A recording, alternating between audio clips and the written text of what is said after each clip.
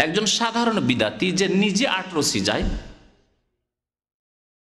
সে যায় মাজারে যায়, সে খাসি মারু জবাই করে, কিন্তু সে এই দাওয়াত দেয় না, কাউকে ডাকে না, গ্রামের কাউকে ডাকে না, কাউকে গুমরাহ করে না, আর এরকম কোনো বক্তব্য রাখে না, আর এইভাবে পথভ্রষ্ট করে না কাউকে, নিজে সে গুমরাহ মুশরিক।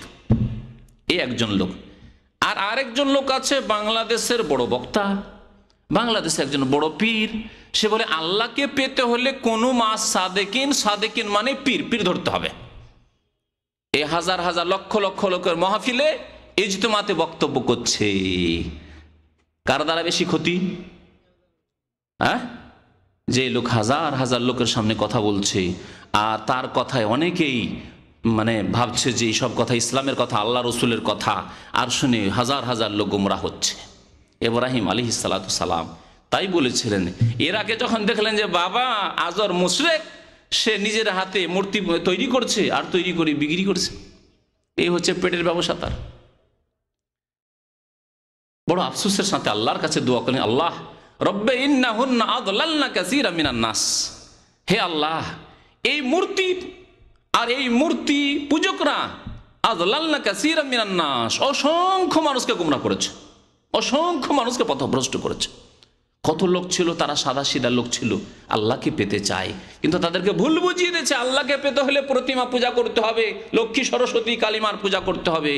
তাদেরকে ভুল বুঝিয়ে দিয়েছে এই কবর পূজারীরা, পীরপন্থীরা, এই সুফি বিশ্বাসীরা, যে আল্লাহকে পেতে হলে হোসেন মনসুর হেল্লাজ ইবনে আরবির তরিকা ধরতে হবে, চিশতি হইতে হবে, না হয় কাদরি হইতে হবে, না হয় সাহারওয়ার্দী হইতে হবে, না হয় আপনার মুজাদ্দিদি হইতে হবে, না হয় আর কিছু হইতে হবে, হয় চরমনাই তরিকে আসতে হবে, না হয় শর্ষিনায় যেতে হবে, না হয় একটা কোনো তরিকা ধরতে হবে। রব্বে ইন্নাহুন্না আদলালনা কাসীরাম মিনান নাস, অসংখ্য মানুষকে গুমরাহ করেছে এরা। তাহলে এই ক্ষেত্রে ধর্মীয় বিপদ সবচাইতে বড় বিপদ। কি জন্য ধর্মীয় বিপদ? কারণ আমরা তো দুনিয়ামুখী, সেজন্য আমার কথাটি বুঝতে পারছেন না। যে যত বেশি দুনিয়ামুখী তত বুঝতে পারবেন না, আর যত বেশি দিনমুখী তত বেশি আমার কথাটি বুঝতে পারবেন। যেন একটু ব্যাখ্যার প্রয়োজন রয়েছে। আল্লাহ না করে আমার আপনার যা কিছু ধন দৌলত ছিল, বাড়ি ঘর ছিল, ভূমিকম্প আসলো, জলোচ্ছ্বাস আসলো, সব ধ্বংস হয়ে গেল, নিজেও ধ্বংস হয়ে গেলেন, কিন্তু কালিমা লা ইলাহা ইল্লাল্লাহ আপনার ঠিক আছে। আল্লাহ ছাড়া কেউ উপাস্য নেই। না কবরকে সেজদা করেন, না মূর্তিকে সেজদা করেন, না আল্লাহ ছাড়া অন্যের জন্য খাসি মুরগি জবাই করেন, না আল্লাহ ছাড়া অন্যের কাছে দোয়া করেন, না আপনি অন্ধকার অনুকরণ করেন, আল্লাহর ইবাদত বন্দেগী করেন আর রসুলের তরিকায় চলেন। তাহলে মরে যাওয়ার পরে যে আপনার চিরকালের জীবন শুরু হইল, সেই জীবনটি কেমন জীবন হবে? জান্নাতি জীবন হবে না হবে না বলুন? জান্নাতি জীবন হবে। সব চলে গেছে, মা মরেছে, বাবা মরেছে, ছেলে মেয়ে সব মরে গেছে, নিজেও মরে গেছেন, ধন সম্পদ সব গেছে আপনার। যুবক মানুষ 25-30 বছর বয়স, তারপরে যেহেতু আপনার ইমান ঠিক আছে, 5 ওয়াক্ত নামাজ ঠিক আছে, আর শিরক বিদআতের সংমিশ্রণে ওয়ালাম ইয়ালবিসু ঈমানাহুম বিযুলম, আল্লাহ বলছেন আল্লাযীনা আমানু, যারা ঈমান নিয়ে এসেছে এবং ঈমানের সাথে তাদের ঈমানের সাথে জুলমের শিরকের সংমিশ্রণ করেনি, উলাইকা লাহুমুল আমনু, তাদের জন্য সার্বিক নিরাপত্তা রয়েছে, ওয়া হুম মুহতাদুন, এবং তারাই সঠিক পথে রয়েছে, জান্নাতের পথে রয়েছে। আল্লাহ পাক রব্বুল আলামিন বলছেন। তাহলে আপনার দুনিয়ার সবকিছু ধ্বংস হয়ে গেল, আলহামদুলিল্লাহ আমার জান্নাতটা ঠিক আছে, ঠিক আছে না? কিন্তু আপনার বাড়ি ঘর জমি জায়গা ধন সম্পদ সব ঠিক আছে, সব ঠিক আছে, কোনো বিপদ আসেনি, দুনিয়ার বিপদ আসেনি, ধর্মীয় বিপদ এসেছে। সাদাসিধে একজন মুসলমান ছিলেন, আর এক পীর এসে স্বীকার করে নিল, আর নিয়ে গিয়ে বলল যে দেখো আল্লাহকে পেতে হলে আমাদের এই জিকির করতে হবে, এই তরিকা ধরতে হবে, আর যাতে জিকির করতে করতে করতে এমন একটা স্তরে তুমি পৌঁছে যাবে যে স্তরে হুসাইন বিন মনসুর হাল্লাজ পৌঁছেছিল, যে সে সত্যি বলেছিল যে আল্লাহ, যেহেতু আল্লাহতে সে বিলীন হয়ে গেছে, ফানাফিল্লা হয়ে গেছে, কি করে সে বলবে যে আল্লাহ আরো সে আর আমি এখানে? বলে আনাল হক, আমি আল্লাহ।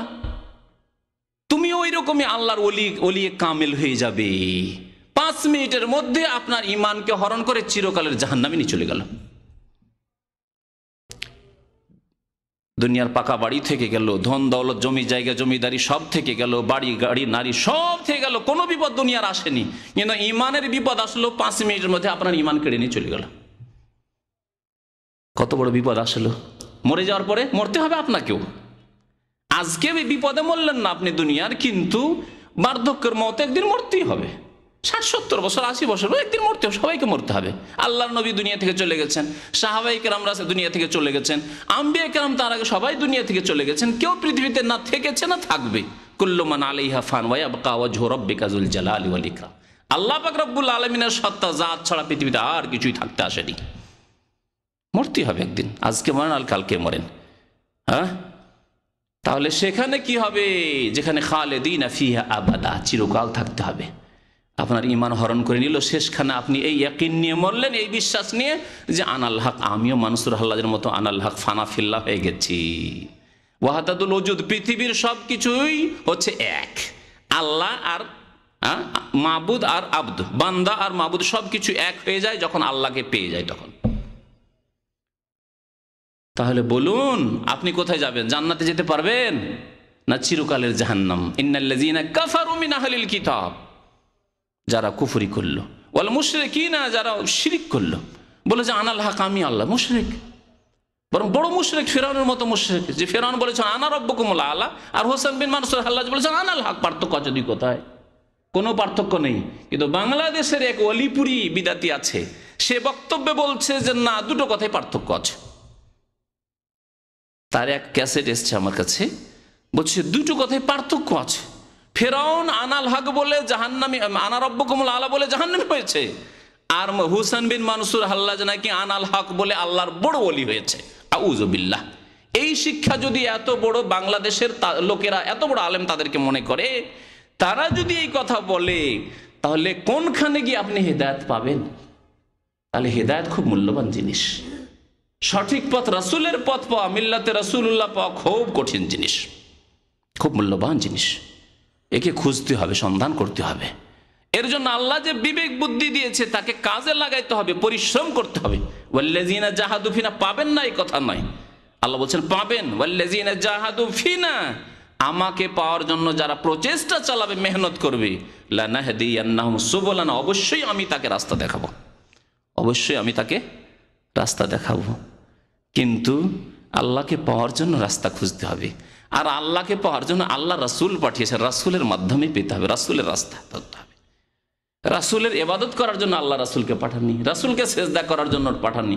রাসূলকে যদি সেজদা করার জন্য না পাঠিয়ে থাকেন আল্লাহ পাক রব্বুল আলামিন, রাসূলের কাছে দোয়া করার জন্য যদি না পাঠিয়ে থাকেন, তাহলে আপনি যাদেরকে ওলি বলছেন তাদের কাছে গিয়ে আপনি সেজদা করছেন, ধর্ণা দিচ্ছেন, তাদের কাছে কি পাবেন আপনি? তো দেখলেন ধর্মীয় বিপদ কত বড় বিপদ। দুনিয়া সব কিছু ধ্বংস হয়ে যায়, আপনার ঈমান আর আমল ঠিক থাকে, 5 ওয়াক্ত নামাজ ঠিক থাকে, শিরক বিদআত না করে যদি মরেন, আলহামদুলিল্লাহ, তাওহীদের উপর সুন্নাতের উপর যদি আপনার মত হয়, তো জান্নাত আপনার জন্য অবধারিত ইনশাআল্লাহ তাআলা, আল্লাহর রহমতে ফজলে।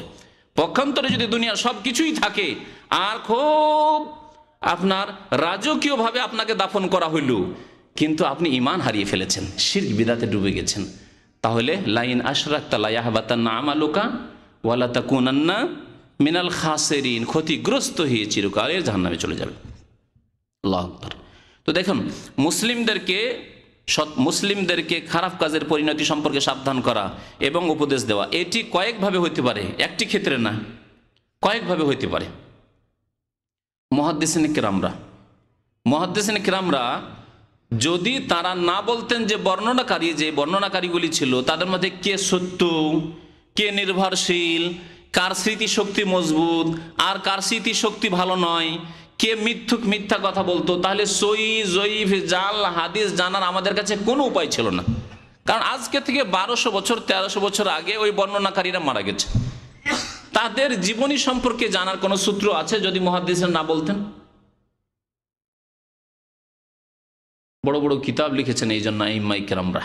জি, ইমাম বুখারী রাহমাতুল্লাহ আলাইহির কিতাব রয়েছে যুআফার ওপর, মাতরুকিন, মিথ্যুকদের ওপর, কাযযাবদের ওপর। তাতে লিখা আছে শুধু এই কাযযাব, এ হলো মিথ্যুক। কাউকে কাযযাব বলা গীবত নয়। হ্যাঁ, অমুক মুনকারুল হাদিস, তার স্মৃতি শক্তি ছিল না, একেবারে সরা ছিল, কিছুই মনে রাখতে পারতো না, হাদিস বর্ণনা করতো আর উল্টে পাল্টে বয়ান করতো। এসব কথাবার্তা আইম্মায়ে কেরাম, শুধু একজন ইমাম, সমস্ত আইম্মায়ে কেরামরা বয়ান করেছেন। তাহলে তারা যদি এইভাবে যদি আমাদের হিতাকাঙ্ক্ষী না হতেন, কিয়ামত পর্যন্ত যত উম্মতে মুসলিমা আসবে তাদের জন্য, তারা যদি সহিহ জয়ীফ জালগুলি পার্থক্য না করতেন যে এই ব্যক্তির হাদিস নেওয়া যাবে, এই ব্যক্তির হাদিস নেওয়া যাবে না, এ হচ্ছে মিথ্যুক, এর স্মৃতি শক্তি দুর্বল, এ হচ্ছে জয়ীফ, তাহলে আমরা কিছুই জানতে পারতাম না যে কোনটা সহি কোনটা জয়ীফ, কোন হাদিসের উপর আমল করবো কোনটার উপর আমল করবো না, সবগুলি একই রকম হয়ে যেত আমাদের জন্য, শরীয়তই নষ্ট হয়ে যেত। তাহলে ইসলাম বিকৃত হয়ে ইহুদি খ্রিস্টানদের ধর্মের মতো হইতো। যেমন ইহুদি খ্রিস্টানদের ধর্মের অবস্থা কি হয়েছে, ঈসা আলাইহিস সালাতু সালাম আল্লাহ পাক রব্বুল আলামিনের বান্দা এবং রাসূল, এটি হচ্ছে ইসলাম, এটি হচ্ছে ঈসা আলাইহিস সালামের নিয়ে আসার দিন, আর এটি হচ্ছে মুসা আলাইহিস সালামের নিয়ে আসার দিন। তার সম্পর্কে কি করলো ইহুদি খ্রিস্টানরা? ইহুদিরা ঈসা আলাইহিস সালামকে বানিয়ে দিল ওয়ালাদুজ জিন্নাহ, জারজ সন্তান বানিয়ে দিল।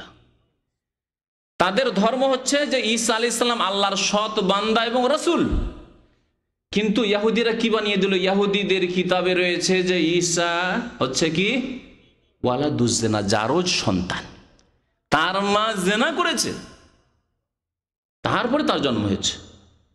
আর একদিকে খ্রিস্টানদের কথা দেখেন, খ্রিস্টানদের বর্তমান বিকৃত বাইবেলে আছে যে ঈসা হচ্ছে ইবনুল্লাহ, আল্লাহর পুত্র। আল্লাহর পুত্র তখন আল্লাহর যেমন ইবাদত করতে হবে তেমন আল্লাহর পুত্ররও ইবাদত করতে হবে। দেখেন নেত্রী মারা গেল, তার ছেলে বসে গেল, চেয়ারম্যান হয়ে গেল, তাই না পার্টির? এই থিওরি তো আছে এই দুনিয়াতে যুগ যুগ ধরে। খ্রিস্টানরা কি করলো তাহলে? ঈসা আলাইহিস সালামের যে মর্যাদা আল্লাহ দিয়েছিলেন তার থেকে বাড়িয়ে দিয়ে আল্লাহর মর্যাদা দিয়ে দিল, পূজা শুরু করলো। আর ইহুদিরা ঈসা আলাইহিস সালামের মর্যাদাকে নিচে নামিয়ে দিয়ে তাকে একবার যারও সন্তান বানিয়ে দিল।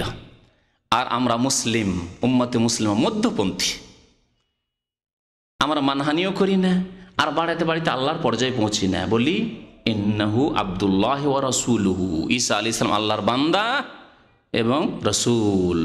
আল্লাহ পাক কোরআন বলছেন কালা ইন্নী আব্দুল্লাহ আতানিয়াল কিতাব ওয়া জাআলানি নাবিয়ান, আল্লাহ আমাকে কিতাব দিয়েছেন আর আমি আল্লাহর বান্দা, আর আমাকে আল্লাহ নবী বানিয়েছে। তো এইভাবে মুসলিমদের ধর্মীয় অবস্থা হইতো, কোরআন হাদিসের অবস্থা বিকৃত হয়ে হইতো, আর সঠিক পথ খুঁজে পেতেন না, ওই রকমই গুমরা পথভ্রষ্ট হয়ে যেত গোটা মুসলিম উম্মাহ। আজকে মুসলিম উম্মাতের অধিকাংশ লোক পথভ্রষ্ট হলেও অপব্যাখ্যা করে একটি দল অবশ্যই আছে যারা হক পথে আছে, সারা পৃথিবীর প্রত্যেকটি দেশে আছে। নবী করিম সাল্লাল্লাহু আলাইহি ওয়াসাল্লাম এই সম্পর্কে নিশ্চয়তা দান করেছেন, লা তাজালু তায়ফাতুন মিন উম্মতি যাহিরিনা আলাল হক, সর্বদা আমার উম্মতের একটি দল হকের ওপর, সত্যের ওপর জয়ী থাকবে।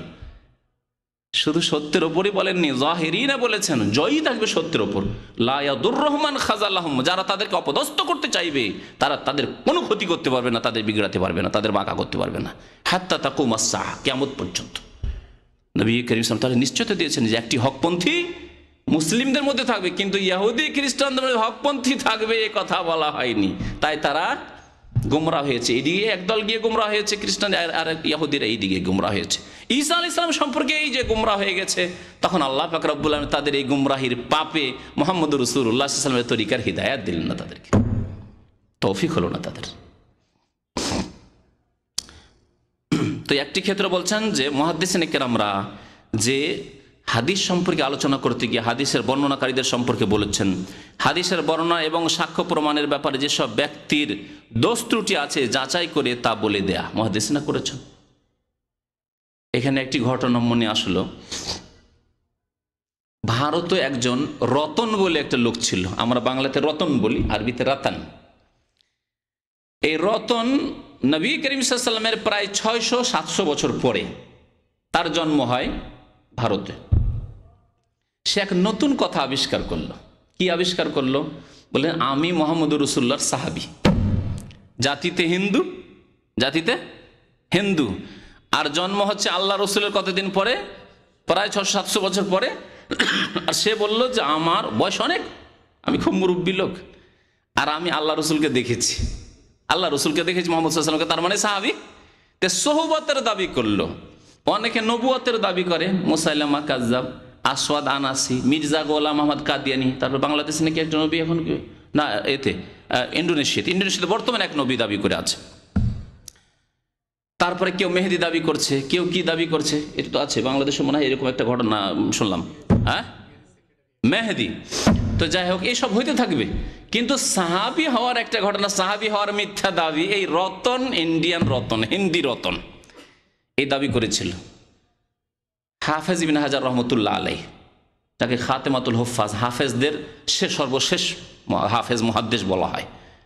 তার বহু কিতাব রয়েছে, বুখারী শরীফের ভাষ্য, যেমন ইমাম নওয়াবী রাহমাতুল্লাহ আলাইহি সম্পর্কে বললাম, মুসলিম শরীফের ভাষ্য রয়েছে তার, বুখারী শরীফের ভাষ্য ফতুল বারী হচ্ছে হাফিজ ইবনে হাজার রহমাতুল্লাহ, বহু কিতাবের লেখক তিনি ইমাম যাহাবী রাহমাতুল্লাহ আলাইহি একজন মুহাদ্দিস, এবং এইরকম অনেক মুহাদ্দিসিনে কেরামরা তাদের এই সম্পর্কে, রতন সম্পর্কে বলছেন এখনই মাগরিবের সময়, তার সম্পর্কে একটু দেখতে গিয়েছিল আপনাদেরকে বলার জন্য কিতাব থেকে তার ভাষাটা। ইমাম যাহাবী রাহমাতুল্লাহ বলছেন রাতানুল হিন্দি ওয়ামা আদরাকা মা রাতানুল হিন্দি, তিনি বলছেন তার ভাষায়, রতন হিন্দি, তুমি জানো যে রতন হিন্দি কে? সে 600 বছর পরে এসেছে আল্লাহর নবীর, ওয়াদ্দা সোহবাত, আর সে সাহাবী হওয়ার দাবি করেছে, দাজ্জালুন মিনাদ দাজ্জাল, এক বড় দাজ্জাল ছিল সে। কি বলছেন তার সম্পর্কে? সে একজন বড় দাজ্জাল ছিল। গীবত নয়, এটা গীবত নয় কি যে একজনকে দাজ্জাল বলা হইল? গীবত। কিন্তু এই গীবত করা শুধু জায়েজ, ফরজ যদি এই গীবত তারা 700 বছর আগে না 800 বছর আগে, 852 হয়ে যেতে ইমাম হাফিজ ইবনে হাজার রহমতুল্লাহর ইন্তেকাল, অষ্টম শতাব্দীতে ইমাম যাহাবী রহমতুল্লাহর ইন্তেকাল, তারা যদি না বলতেন এই কথা যে এই ছিল একজন দাজ্জাল, ইদ্দা সোহবা, সাহাবী হওয়ার দাবি করেছে, তাহলে আমরা জানতাম কি করে? ভাবতাম যে হইতে পারে রতন নামে একজন হয়তো নিউ মুসলিম হয়েছিল, ভাবতাম না? আর হতেও পারে সে জিনের মতো হয়তো 700 বছর বয়স পেয়েছে আর নবীকে দেখেছে, এই কথা ভেবে নিতাম আমরা। কিন্তু মুহাদ্দিসিনে কেরাম রাহমাতুল্লাহি আলাইহিম আজমাইন আমাদেরকে সাবধান করেছে। এখন যদি ভারতে যার জানা আছে তার সামনে কেউ যদি বলতে পারে কেউ যে রতন বলে একজন লোক ছিল, সে আল্লাহর নবীর নাকি সাহাবী, তখন চট করে বলবেন আপনি যে সে তো একজন মৃত্যুক দাজ্জাল ছিল। আমাদের মুহাদ্দিসিনে কেরামরা আগেই বলেছে, 800 বছর আগে আমাদেরকে সাবধান করেছেন তার থেকে, বুঝতে পারছেন? তাহলে আইম্মায়ে কেরামরা সাবধান করেছেন যাতে করে আমরা হাদিসের সহিহ কোনটা আল্লাহ রসুলের কথা, কোনটা আল্লাহ রসুলের কথা নয় নিতে পারি।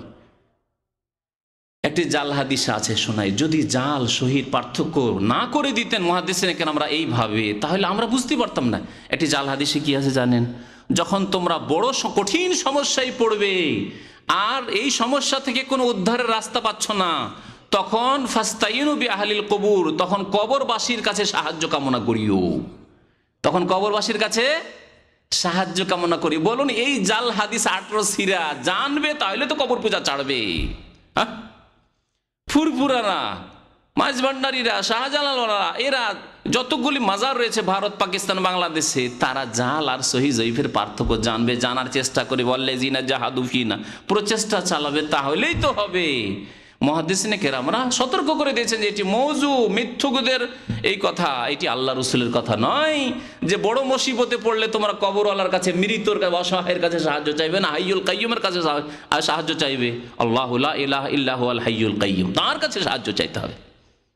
দেখলেন কিভাবে মুসলিম জাতিকে গোমরাহ করার জন্য জাল হাদিস গড়া হয়েছে। মুহাদ্দিসিনে কেরামরা আমাদেরকে এই ওয়াজিব আদায় করে, এই গীবত করে আমাদেরকে সঠিক পথে থাকার জন্য সাহায্য করেছে। তাই বলছেন ইমাম নওয়াবী, ওয়াজালিকা জায়েজুন বিইজমাইল মুসলিমিন, মুসলমানদের ইজমা, ঐক্যমত রয়েছে যে দিনের হেফাজতের জন্য, ইসলামের হেফাজতের জন্য তাদের সমালোচনা, গীবত করা যাবে।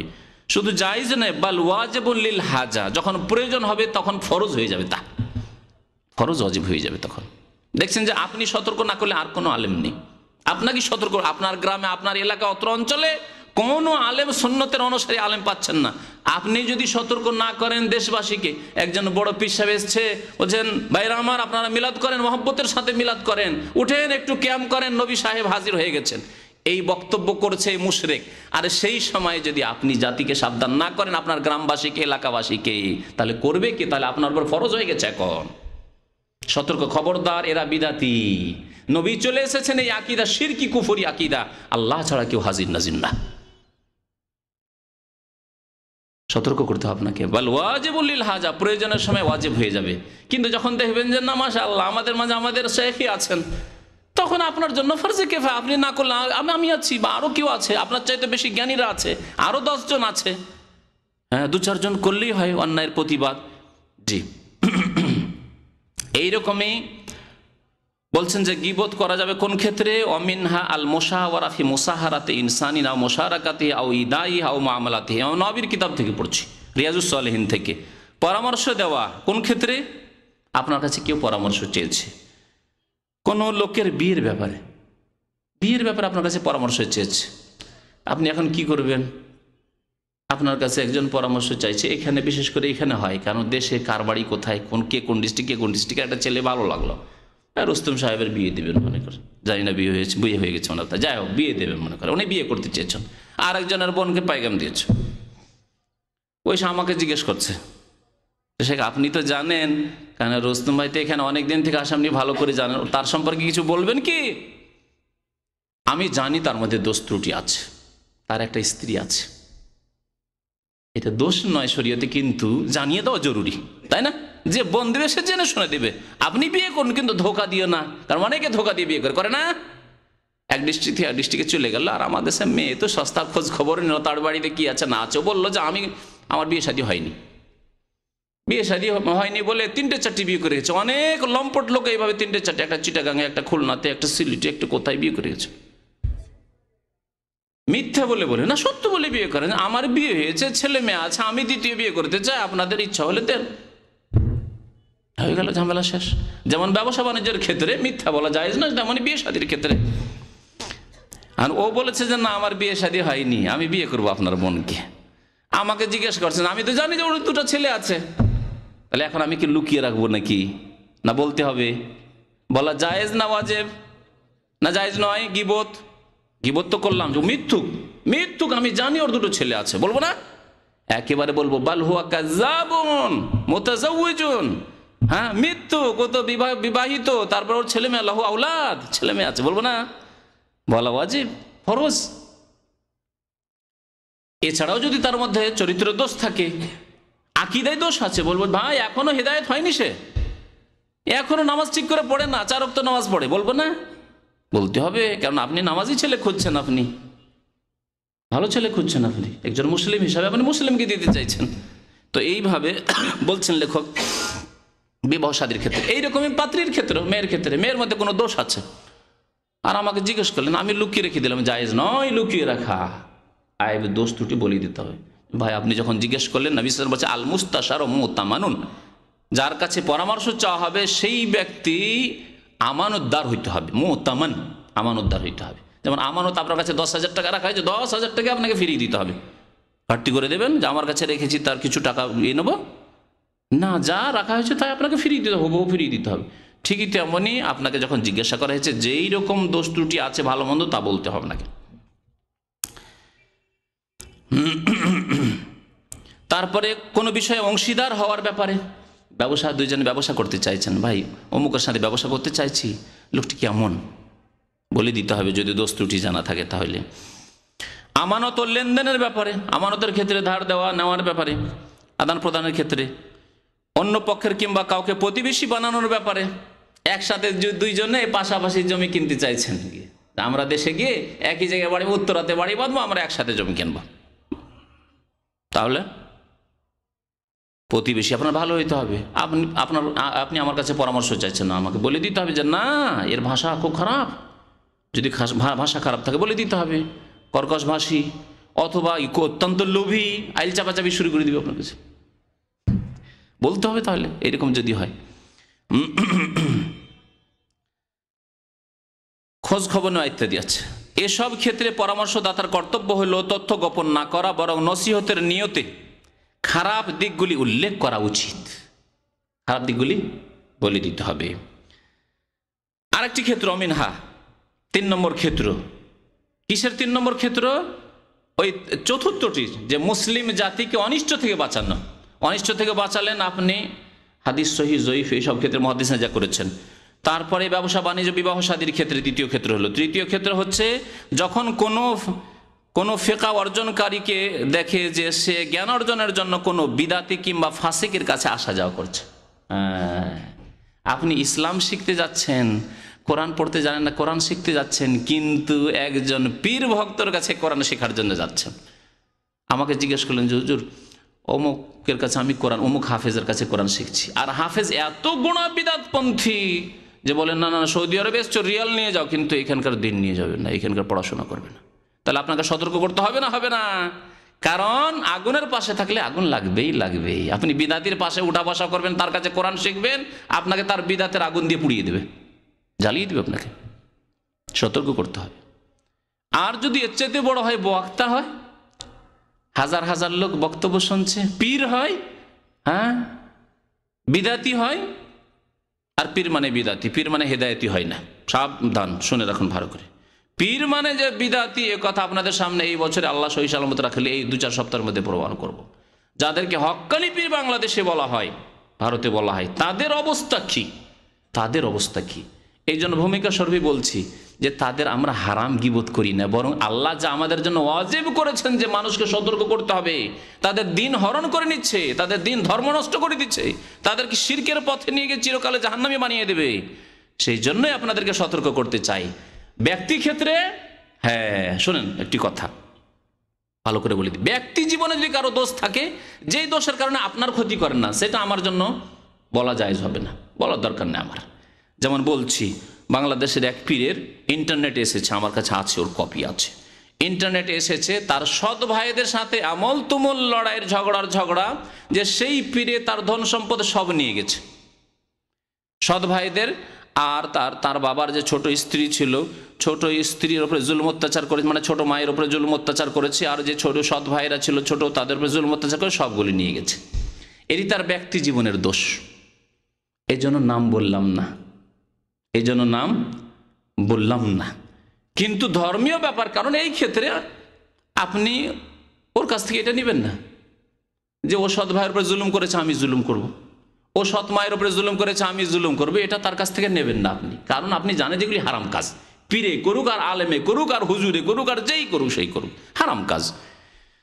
কিন্তু ধর্মীয় যে বক্তব্য রাখছে, জিকিরের বক্তব্য রাখছে, যে এমন জিকির করো, জিকির করতে করতে এত জিকির করো যাতে তোমাকে মজনুন পাগল বলে, পাগলামি করো, মাতলামি করো, আর সামিয়ানার উপরে লাফ দিয়ে উঠে যাও, এই যে বিধর্মিতা শেখাচ্ছে, এই বিদাত শেখাচ্ছে, এই সম্পর্কে সতর্ক করা ফরজ। এটি ইসলাম নয়, এটি সহিহ হাদিস নয়, এটি নবী করিম সাল্লাল্লাহু আলাইহি ওয়াসাল্লামের কথা নয় যে এমন মাতলামি করো, পাগলামি করো, যে পাগলামি করতে করতে লাফ দিয়ে গিয়ে কোথাও ইয়েতে বাসা আটকে যাও, আর কোথায় গাছে আটকে যাও, ইত্যাদি ইত্যাদি। এসব করিও না, এসব নেই ইসলামে। সাহাবায়ে কেরামরা এসব করেননি, এই পাগলামি করেননি। এত পাগল ছিলেন না তারা, বেকুব পাগল ছিলেন না তারা। জি, আল্লাহর পাগল ছিলেন, কিন্তু এই বিদাতি পাগল ছিলেন না। নবীর তরিকা বাদ দিয়ে এসব পাগলামি করবে তারা, এইসব কাজ করেননি তারা। সুতরাং আমাদের জন্য আদর্শ সাহাবায়ে কেরাম এবং আম্বিয়ায়ে কেরাম। শুনে রাখুন ভালো করে, আল্লাহ পাক রব্বুল আলামিন আম্বিয়ায়ে কেরামদের অনুসরণ করতে বলেছেন। সূরা আনআমে আল্লাহ বলছেন, উলাইকাল্লাযীনা হাদাল্লাহ, আল্লাহ এদেরকেই সঠিক পথ দেখিয়েছেন, ফাবিহুদাহু মুক্তাদে, তাদের অনুসরণ করো, তাদের ইক্তিদা করো, তাদের অনুসরণ এক জায়গায় করতে বলেছেন। আর সূরা বাকারে আল্লাহ বলছেন সাহাবায়ে কেরাম সম্পর্কে, ফাইন আমানু বিমিসলি মা আমানতুম বিহি ফাকাদ ইহতাদাউ, তারা যদি ঈমান নিয়ে আসে, মানে পরবর্তীকালের লোকেরা, আমাদের কথা আল্লাহ বলছেন, কিয়ামত পর্যন্ত যত মানুষ আসবে তাদের কথা আল্লাহ বলছেন, তারা যদি ঈমান নিয়ে আসে, হে সাহাবায়ে কেরাম তোমাদের মতো ঈমান, বেমিসলে মা আমানতুম বিহি, যাদের সামনে কোরআনে কারীম নাযিল হচ্ছে তারা কারা? সাহাবায়ে কেরামরা নন, রিজওয়ানুল্লাহি তাআলা আলাইহিম আজমাইন। তাদেরকে আল্লাহ সম্বোধন করে বলছেন বেমিসলে মা আমানতুম বিহি, তোমরা যেমন করে ঈমান নিয়ে এসেছো রাসূলের ওপর, কোরআনের ওপর, আল্লাহর ওপর, আল্লাহর জাতের ওপর, আল্লাহর গুণাবলীর ওপর, আল্লাহ কোথায় আরশে। সাহাবায়ে কেরামরা এই কুফরি ঈমান নিয়ে আসেননি যে আল্লাহ সর্বস্থানে বিরাজমান, সব কিছুতেই বিরাজমান, আর আল্লাহতে আমরা ফানা হয়ে যেতে পারি, বিলীন হয়ে যেতে পারি, এসব কুফরি কথা বিশ্বাস করতেন না তারা। তারা ঈমান রাখতেন যে আল্লাহ কোথায় রয়েছেন, সুম্মাস্তাওয়া আলাল আরশ, তিনি আরশের উপর রয়েছেন, কোরআনী কথা তারা বিশ্বাস করতেন। একজন বালিকা, বালিকা মানে একবারে সাধারণ একজন সাহাবিয়া, আর সেও দাসী। আবার শুধু যদি স্বাধীন বালিকা হইতো তাহলে ইসলাম শিখার হয়তো আরো বেশি সুযোগ পেত। দাসী তার মানে ইসলাম শিখার সুযোগ পায় না, মনিবের মালিকের বাড়িতে কাজ করতে করতে তার সময় চলে যায়। তাকেও জিজ্ঞাসা করছেন নবী করিম সাল্লাল্লাহু আলাইহি ওয়াসাল্লাম, আইন আল্লাহ, আল্লাহ কোথায়? কি জবাব দিচ্ছেন তিনি, সেই দাসী? কালাত ফিস সামায়ে, তিনি বলছেন আকাশে রয়েছেন, আকাশে রয়েছেন। আজকে সৌদি আরবের ওলামায়ে কেরাম, এখানকার সরকার এবং আমাদের দেশের যারা নির্ভেজাল কোরআন সুন্নাহর অনুসারী, তাদের আকীদা হচ্ছে এই আকীদা যে আল্লাহ আকাশে রয়েছেন। পক্ষান্তরে যত বিদাতি রয়েছে তাদের আকীদা হচ্ছে আল্লাহ সর্বস্থানে বিরাজমান, সব কিছুতেই বিরাজমান। মাসিক মদিনাতে যদি এই আকীদা থাকে, মারিফুল কোরআনে যদি এই আকীদা থাকে, জি যদি এই আকিদা থাকে মকসুদুল মুমিনিনে, এই আকিদা যদি থাকে ফাজাইল আমলে, এই আকিদা থাকে চরমনাইয়ের কিতাবে, তাহলে যাবেন কোথায়? যাবেন কোথায়? সাবধান। তাহলে দিনের হেফাজত আগে করতে হবে। দিন সম্পর্কে, ইসলাম সম্পর্কে সজাগ হইতে, আমার ইসলাম বেঁচে আছে কি না, না গেছে আমার ইমান।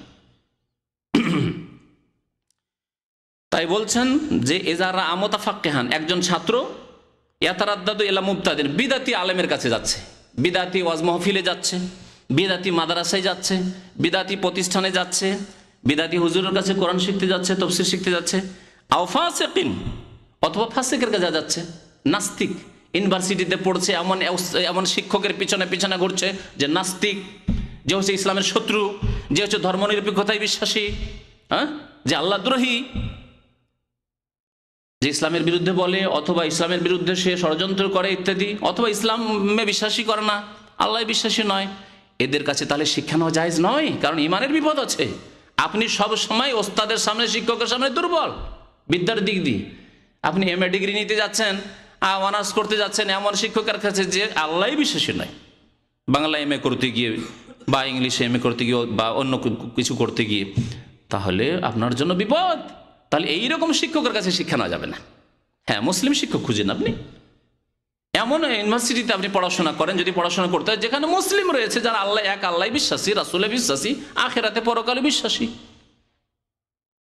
কিন্তু আপনি নাস্তিকের কাছে পড়বেন আর বলবেন যে না আমি তো দুনিয়া শিখছি, আমার ছেলে তো ওই বাংলা সাহিত্যে এমএ করছে, অথচ ইসলামের দুশ্মনের কাছে করছে, জায়েজ নয়, কারণ তার প্রভাব আপনার উপর পড়ে যাবে।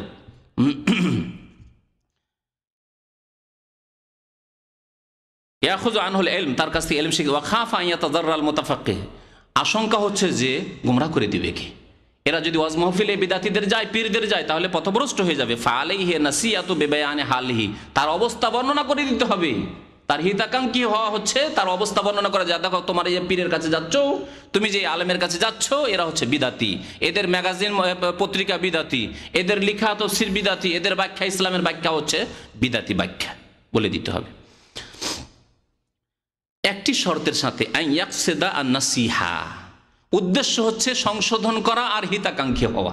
শত্রুতা, ব্যক্তি শত্রুতা যাতে না থাকে। আমার মধ্যে ব্যক্তি শত্রুতা, আক্রোশ কিছু নেই, পার্থিব আমার জমি জায়গা নেই, তার সাথে ঝগড়া নেই, পদ নিয়ে ঝগড়া নেই, নেতৃত্ব নিয়ে ঝগড়া নেই, কোনো টাকা পয়সা নেই, দুনিয়ার স্বার্থ নেই, কোনো ঝগড়া বিবাদ নেই। কারণ ঝগড়া বিবাদ থাকলে হয়তো বেশি করে কথা বলে দিতে পারি, এইরকম হতে পারে। এইরকম হইতে হবে, অন্তর পরিষ্কার হইতে হবে যে আল্লাহ সন্তুষ্টের জন্য বলছি। এইভাবে কেউ যদি ফাসেক থাকে, 5 নম্বরে বলছেন আইয়াকুনা মুজাহিরান বিফিসকিহি, একজন লোক স্পষ্ট ফাসেক, যদি ফাসে কি করে, পাপ করছে, খোলাখুলি পাপ করছে, তাহলে তার সম্পর্কে বলে দিতে হবে যে এই লোকটি মদখোর, এই লোকটি ব্যভিচারকারী, এই লোকটি হচ্ছে চোর, বলে দিতে হবে। হয়তো জানেন না, তার সাথে বন্ধুত্ব করেছে, চোরের সাথে বন্ধুত্ব করেছে, জানেন না, দেশের চোর, এখানে জানেন না, আপনি ওই এলাকার লোক জানেন যে এই লোকটি চোর, তাহলে সতর্ক করে দিতে হবে। অথবা জুলুম করে, এই লোক হয়তো ধোঁকা খেয়ে যাবে, তাকে ধার দিয়ে দেবে বা তার সাথেও টাকা পয়সার আদান প্রদান ইত্যাদি ক্ষতি হতে পারে। 6 নম্বরে সংক্ষেপে শেষ করি, 6 নম্বরে হচ্ছে গীবত করা পরিচিতির জন্য, পরিচয় দেওয়ার জন্য। বললেন যে তরিকুল ইসলাম, তরিকুল ইসলাম 3-4টা আছে, দাম আমি চিনতে পারছি কোন তরিকুল ইসলাম। তখন একজন তরিকুল ইসলাম, তার মধ্যে কানা আছে, বলবেন যে ওই যে কানা তরিকুল ইসলাম আছে, আইব হলো না, দোষ বলা হলো না।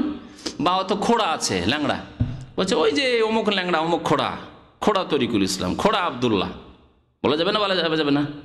হ্যাঁ, এইরকমভাবে পরিচয় দেওয়ার জন্য বলা যাবে, কিন্তু এই পরিচয় না দিয়েও যদি চিনিয়ে দিতে পারেন তাহলে যথেষ্ট।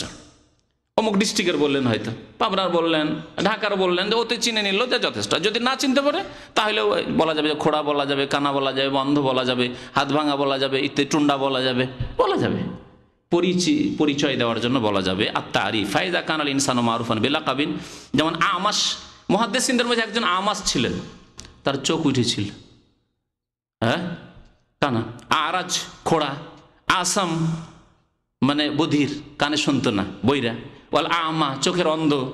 ওয়াল আহুয়াল, টেরা, টেরা বুঝেন না, ব্যাখ্যা হয়ে দেখে, আহুয়াল যা তারিফ বেজালিকা। ইমাম নববী রাহমাতুল্লাহ বলছেন যে জায়েজ আছে, যে কাকে বলে টেরাকে টেরা বলবেন, হাত নেই টুন্ডা বলবেন, পরিচয় দেওয়ার জন্য, যদি লোকে চিনতে না পারে।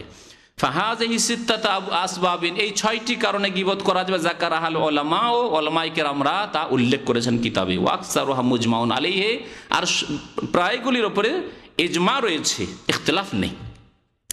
তারপরে দলিল দিয়েছেন, কয়েকটি দলিল পেশ করেছেন। নবী করিম সাল্লাল্লাহু আলাইহি ওয়াসাল্লামের জামানায় এরকম ঘটনা ঘটেছে। ফাতেমা বিনতে কায়েস রাদিয়াল্লাহু তাআলা আনহা, তাকে পয়গাম দিয়েছিল আবু জাহাম এবং মুয়াবিয়া। নবী করিম সাল্লাল্লাহু আলাইহি ওয়াসাল্লাম বলেন যে আবু জাহাম পরামর্শ নিতে এসেছেন ওই মহিলা ফাতেমা বিনতে কায়েস। নবী সাল্লাল্লাহু আলাইহি ওয়াসাল্লাম বলেন যে আবু জাহাম ফালা ইয়াযাউ আসাওয়ান আতিকিহি, এত স্ত্রী মার, এর আগে বিয়ে করেছে, খুব মারতো স্ত্রীকে। নবী সাল্লাল্লাহু আলাইহি ওয়াসাল্লাম বলেন যে দেখো আবু জাহাম নিজের কাঁধ থেকে লাঠি রাখেন না, সবসময় লাঠি নিয়েই থাকে, বিয়ে করলে মারতে শুরু করবে বাড়ি নিয়ে গিয়ে। এই এক দোষ।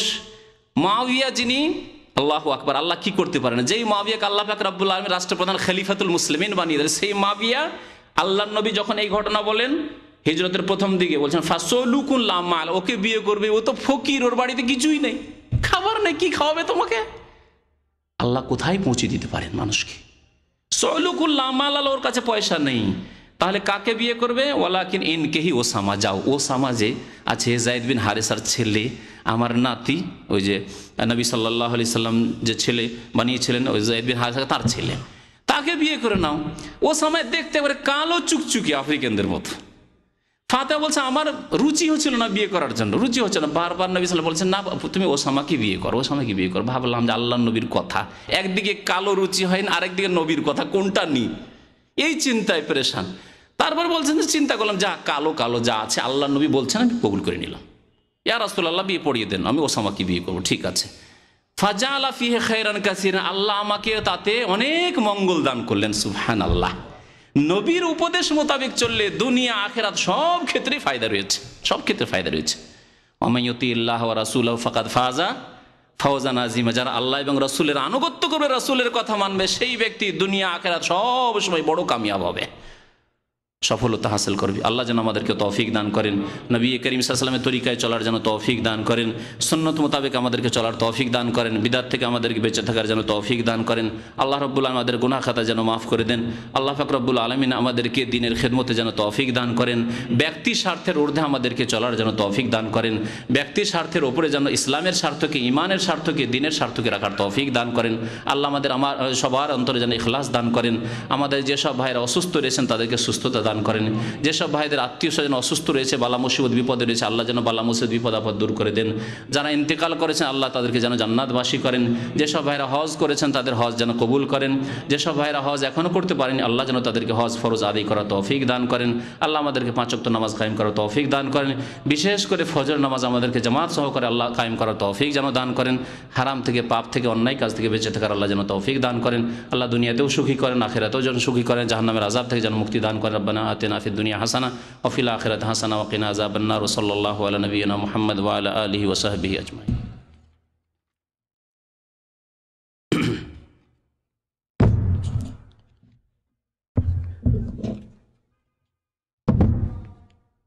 প্রশ্ন নাই নাকি?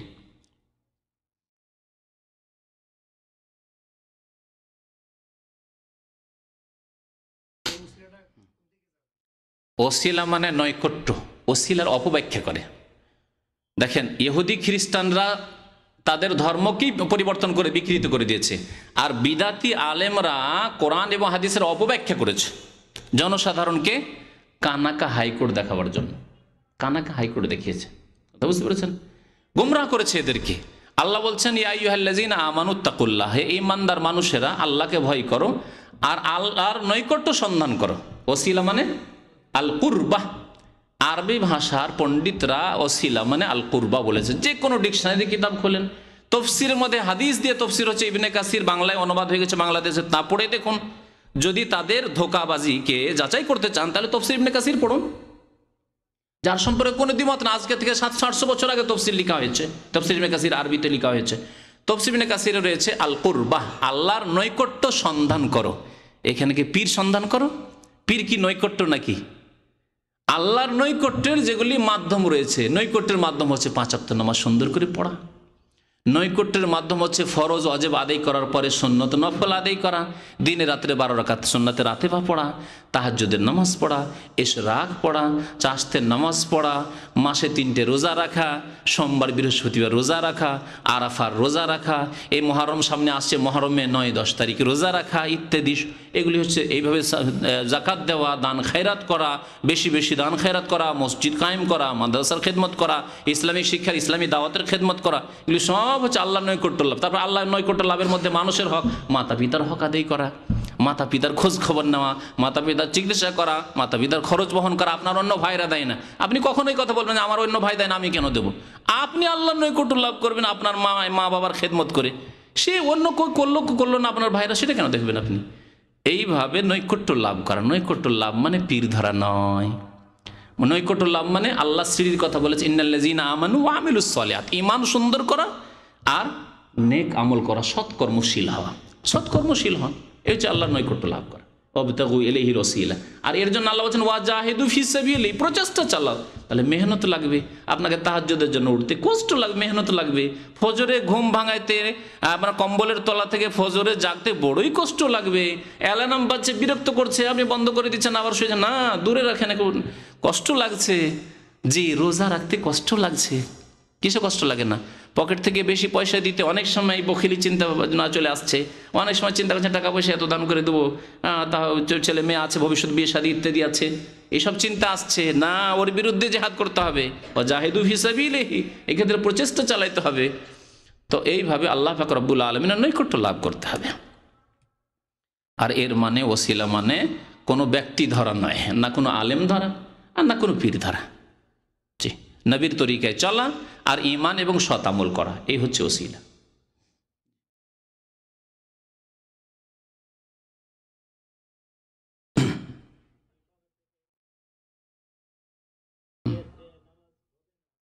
নামাজ বরং বন্ধ করে দেওয়াই জরুরি আপনার জন্য। কারণ আপনি যদি বন্ধ না করেন তাহলে আরেকটি রাস্তা থাকছে যে রিং হইতেই থাকবে। রিং হতে থাকলে মসজিদের যত মুসল্লি আছে সমস্ত মুসল্লির নামাজ খারাপ করলেন আপনি, তাই না? আর আপনি যদি চট করে নিয়ে বন্ধ করে দেন, একবার অফও করে দেন, সামনে নিয়ে এসে অফ করেন, কারণ অফ করার সময় অনেক সময় সুইচ দেখতে হইতে পারে, সামনে নিয়ে আসেন, আপনার ব্যক্তিগত নামাজের একটু খুশু গেল, আপনার ক্ষতি হলে, কিন্তু অন্য কারো ক্ষতি হতে দিলেন না। তাহলে বড় ক্ষতি থেকে বাঁচার জন্য ছোট ক্ষতিকে অনেক সময় স্বীকার করতে হবে। ফিকার কিতাবাইতে আছে আখাফুদ দারারাইন, মানে দুইয়ের এক হবে, দুটো ক্ষতির একটা ক্ষতি হবে, তাহলে কোনটা ক্ষতি গ্রহণ করতে হবে? ছোট ক্ষতি। রোজা রমজানের দিন আর একটা ছেলে ডুবে যাচ্ছে পানিতে, এখন হয় আপনাকে রোজা ছাড়তে হবে ওকে উদ্ধার করার জন্য, আর না হইলে ছেলেটা মরবে। ছেলে উদ্ধার করলে রোজা ছাড়তে হবে। ক্ষতি তো দুই দিকে, এদিকে রোজা নষ্ট হোক ক্ষতি, রমজানের দিন রোজা ছেড়ে দেবো, আর ওইদিকে ছেলেটাকে বাঁচানো ওটাও জরুরি। না বাঁচাইলে খুব বড় ক্ষতি হয়ে যাবে। কোনটা বড় ক্ষতি? ছেলেটা চলে যাবে। আর রোজা আপনি কাজা করতে পারেন, কিন্তু ছেলেটাকে আর পাওয়া যাবে না, মরে গেলে, পানি খেয়ে ডুবে মরে গেলে। আখাফুদ দারারাইন একে বলা হয়েছে, আখাফুদ দারারাইন, দুই ক্ষতির হালকা ক্ষতিটাকে বরণ করতে হবে। বহু মাসলা মাসাইলের ক্ষেত্রে এই সমস্যা আসবে, এটা আসবে। আজকে এক মাসলা এসছে আমার কাছে টেলিফোনে, ওই ভাই হয়তো এসছেন কিনা, শুক্রবার করে আসেন। বলছে তার দুষ্ট শয়তান মুদির এসে বলছে, আল্লাহু আকবার, এত ফাসেক মুদির হয়, ইসলাম দ্রোহী মুদির। সে বলছে যে তুই দাড়ি রাখতে পারবি না। তো বলছে আমি দাড়ি রাখবো না, তাহলে চলে যাব। তো বলছে যে রাখলে ছোট করে রাখ, হয় দাড়ি এক্ষুনি মন্ডন করে আয়, আর না হলে ছোট করে আয়। এখন কি করবে সে? কি করবে সে? প্রথম মাসলা হচ্ছে যে সে যদি চলে যেতে পারে, ঋণ মুক্ত হয়ে যেতে পারে, আর আলহামদুলিল্লাহ আল্লাহর উপর তাওয়াক্কুল করতে পারে, আল্লাহর সন্তুষ্টির জন্য যদি এই রিজিক ছেড়ে দেয়, আল্লাহ ওর চাইতে ভালো আল্লাহ ব্যবস্থা দেবেন।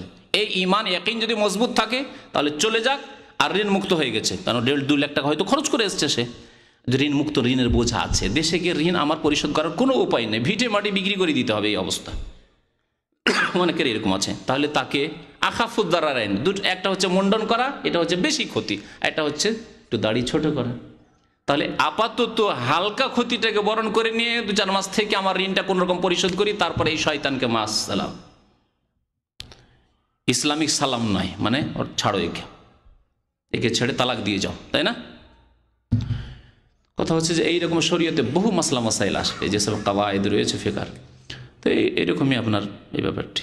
জি, মোবাইল অবশ্যই বন্ধ করে দিতে হবে। জি।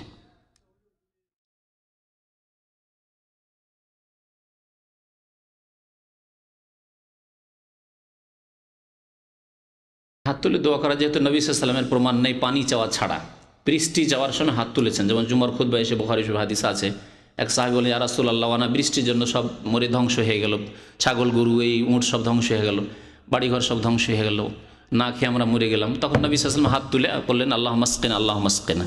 এই বৃষ্টি চাওয়া ছাড়া অন্য কোনো বিপদ আপদের জন্য হাত তুলে সম্মিলিত দোয়া করার কোনো প্রমাণ নাই। সেই জন্য ওলামারা বলছেন যে হাত না তুলে এমনি দোয়া করেন, এমনি দোয়া করেন, এটি হচ্ছে সুন্নত তরিকা, যে কোনো সময় দোয়া করেন। আর ব্যক্তিগত যদি একা দোয়া হয় তাহলে একা হাত তুলে দোয়া করেন, কোনো সমস্যা নেই। সম্মিলিত দোয়া এরকম অনুষ্ঠানে না করাই উচিত। বৃষ্টির জন্য করা যাবে, নবী সাল্লাল্লাহু আলাইহি ওয়াসাল্লাম তুলেছেন। জুমার দিনে যেমন খতিবরা হাত তুলে শুধু বৃষ্টি চাওয়ার সময়, আর অন্য সময় নেই। আর অনেকে তুলে থেকেই যায়। হ্যাঁ, আসলে নবী সাল্লাল্লাহু আলাইহি ওয়াসাল্লাম বৃষ্টি চাওয়া ছাড়া অন্য কোনো দোয়ার জন্য হাত তোলেন নিজে জুমার খুতবায়।